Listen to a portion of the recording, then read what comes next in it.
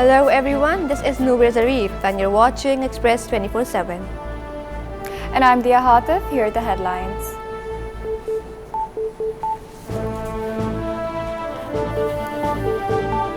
Proud returns to Pakistan Super League as Prime Minister Shahbaz Sharif approves spectators for playoffs and final. Fans enter stadiums today with tickets on sale in Karachi and online for the final.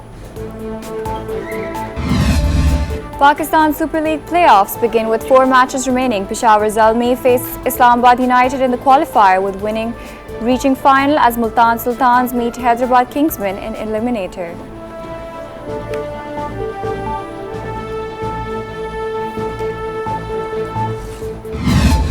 White House confirms US President Donald Trump discusses Iranian proposal with National Security Team.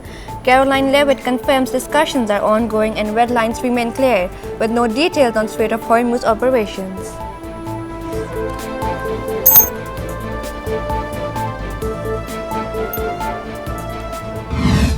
Iran's Foreign Minister Abbas Araghchi says the United States has requested further negotiations. He says Tehran is considering the proposal, claims Washington has failed its objectives, and praises Pakistan's mediation.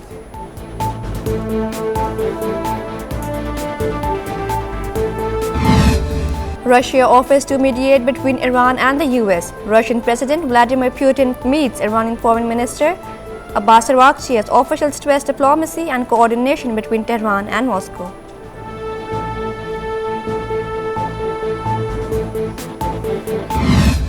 U.S. Secretary of State Marco Rubio says Iran cannot control access to the Strait of Hormuz, adding any agreement must prevent nuclear capability and rejecting restrictions on international shipping routes.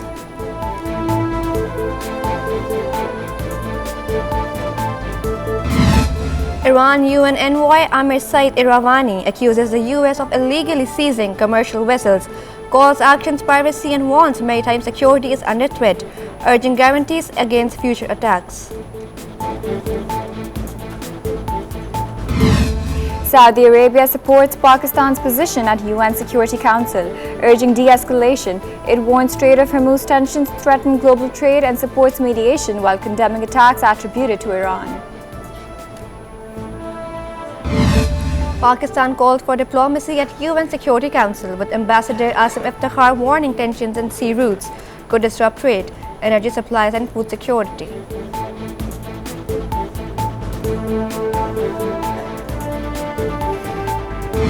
China blames US and Israeli actions for the Strait of Hormuz disruption at the UN Security Council. Chinese Ambassador Fu Kong calls deployment dangerous and backs Pakistan-led mediation, urging ceasefire to secure globally energy routes.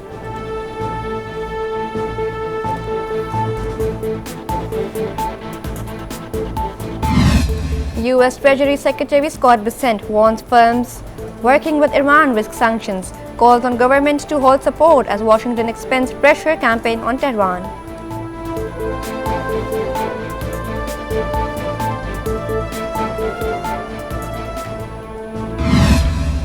Global military spending hits record $2.9 trillion, with US, China and Russia leading as Iran war drives rising costs, losses and regional instability.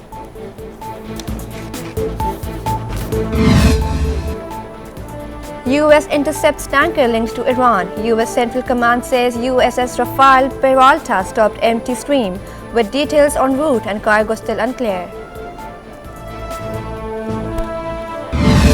Islamabad High Court presses government over delayed PTA tribunal appointment as Justice Mohsin Akhtar Kayani says Prime Minister must appear if post remains vacant by May 18th.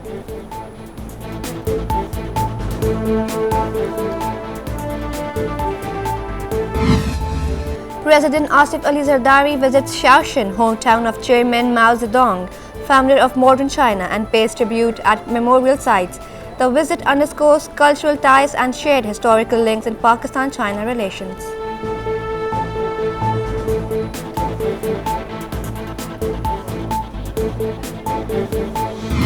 Eleven Pakistanis are trapped after pirates stormed the oil tanker Honor 25 off Somalia and seized control of the vessel. Islamabad launches urgent diplomatic and maritime efforts as families report limited contact and growing fear.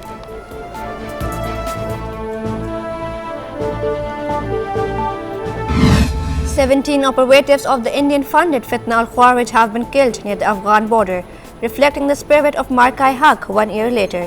Security forces have once again dismantled the Indian front, demonstrating Pakistan's superiority.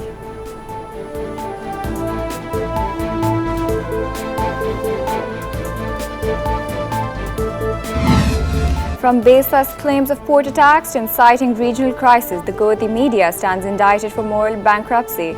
Analysts say the failed Operation Sindoor proves that when facts fail, the Modi regime weaponizes disinformation.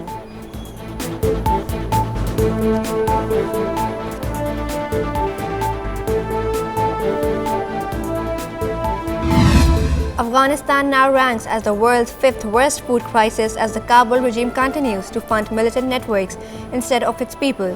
Reports confirm that aid workers are no longer safe, marking a breakdown of international humanitarian standards.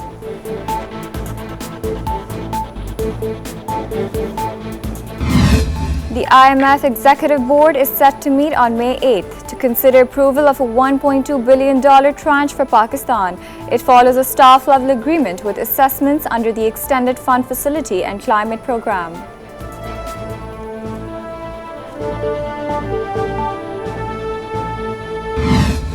Pakistan leads global solar imports with $18 billion in 5 years. Usage reaches 16 million households, improving energy access, but experts warn financing gaps limit benefits for lower-income communities.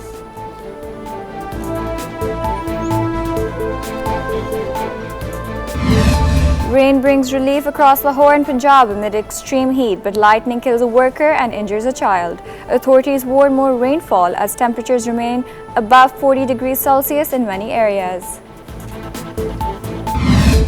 And Amazon MGM releases trailer for Verity based on Colin Hoover's novel. The film stars Anne Hathaway and Dakota Johnson and follows a writer uncovering secrets ahead of its October 2nd release.